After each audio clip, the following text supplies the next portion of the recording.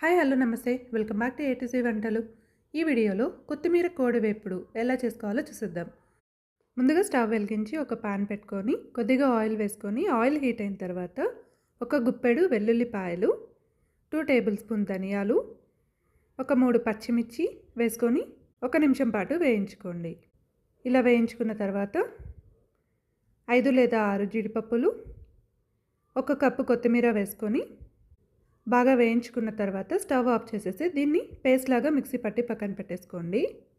Next అదే పాన్లోకి ఇంకొద్దిగా oil వేసుకొని 2 యాలకులు, 1 బిర్యానీ ఆకు, చిన్న చెక్క, 4 లేదా 5 లవంగాలు, ఒక 3 ఎండుమిర్చి, 1 పచ్చిమిర్చి వేసుకొని ఒకసారి మిక్స్ చేసుకున్న తర్వాత 1 టేబుల్ స్పూన్ అల్లం వెల్లుల్లి పేస్ట్ వేసుకొని పచ్చివాసన పోయే వరకు వేయించుకోండి.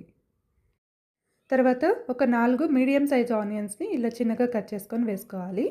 వీటిని 1 నిమిషం పాటు వేయించుకున్న తర్వాత 1/2 టీ స్పూన్ పసుపు, కొద్దిగా సాల్ట్ వేసుకొని ఒకసారి మిక్స్ చేసుకోండి. తర్వాత 1/2 కేజీ చికెన్ని బాగా వాష్ చేసుకొని ఇందులోకి వేసేసుకోవాలి. ఇలా వేసుకొని ఒకసారి బాగా మిక్స్ చేసుకున్న తర్వాత మూత పెట్టేసి చికెన్లోని వాటర్ మొత్తం ఇంకిపోయే వరకు వేయించుకోవాలి.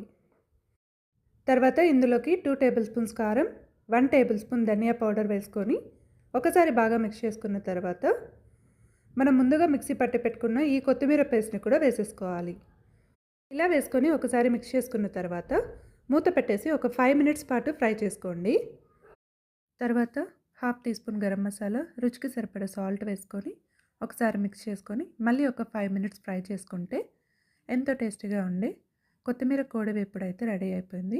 మీరు ఒకసారి ట్రై చేసి ఎలా ఉందో కామెంట్ చేయండి. ఈ వీడియో మీకు నచ్చినట్లయితే లైక్ చేసి షేర్ చేయండి.